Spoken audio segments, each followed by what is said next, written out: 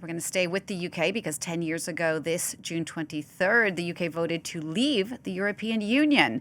1 decade after that Brexit vote, the UK is about to get its 7th Prime Minister in 10 years, and economists say the British economy has taken a 6% hit. Well, France 24 senior reporter Clovis Casali has been taking a very close look at Brexit 10 years on. He joins me on the set to talk about all of this. Clovis, 10 years after that Brexit vote, it feels like the country is really more divided than ever. Yes, and a very different kind of storm, a political storm, this one 10 years on, with polls showing now that a majority of people in the UK say it was a mistake. I've been going back and forth to the UK, and I was there recently to film a revisited show, Brexit, 10 Years of Regret, question mark, if you want to see it on YouTube or on our website. And what's interesting is that when you talk to people, nearly everybody's disappointed with Brexit for different reasons. You've got the anti-Brexit people who say this was basically a mistake. We shot ourselves in the foot with Brexit. There was no point doing that. And then supporters of Brexit who say we weren't given the Brexit we wanted.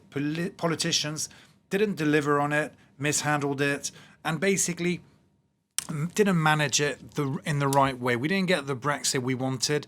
We didn't negotiate with Brussels in a correct fashion. We needed a hard Brexit in order to be independent. That's what those pro-Brexit people say.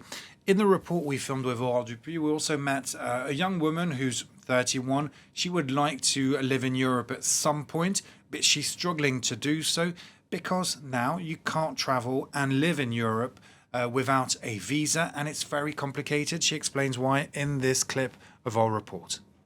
You get to that final stage and you basically get told, we're not motivated to do the visa. It's much quicker and easier to onboard maybe a candidate of the same level, but who, can just start next week because they don't need to go through what can be like a really lengthy and onerous visa process. I have countless friends who are eager to work in the EU and are now kind of shut out of the system.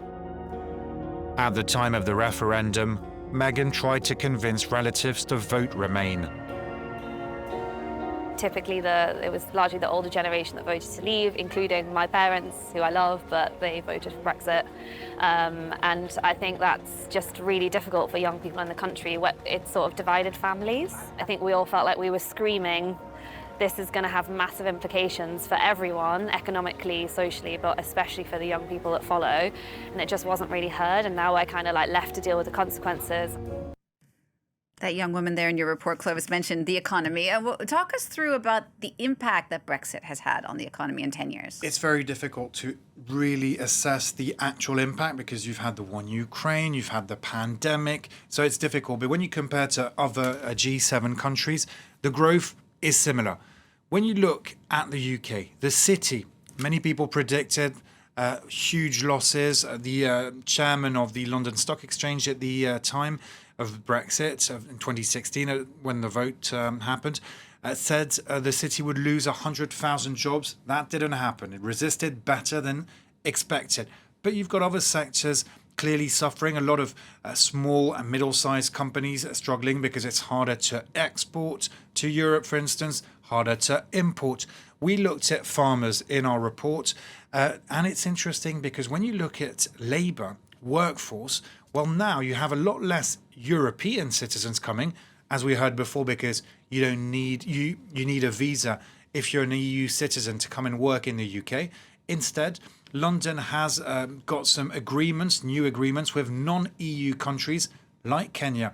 We went to Cambridgeshire to meet with a farmer who explained the situation for us. He said, basically, I used to have a lot of Latvians, Polish people, not anymore. Take a listen. The Kenyans are great. They're religious. They're really hard-working. They're polite. The English workers don't want to do this.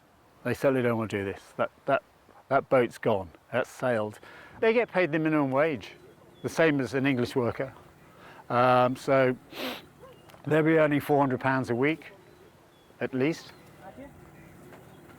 We've had workers from Uzbekistan, Kazakhstan, all the stans on the Russian and Chinese border. They're very different workers to these guys.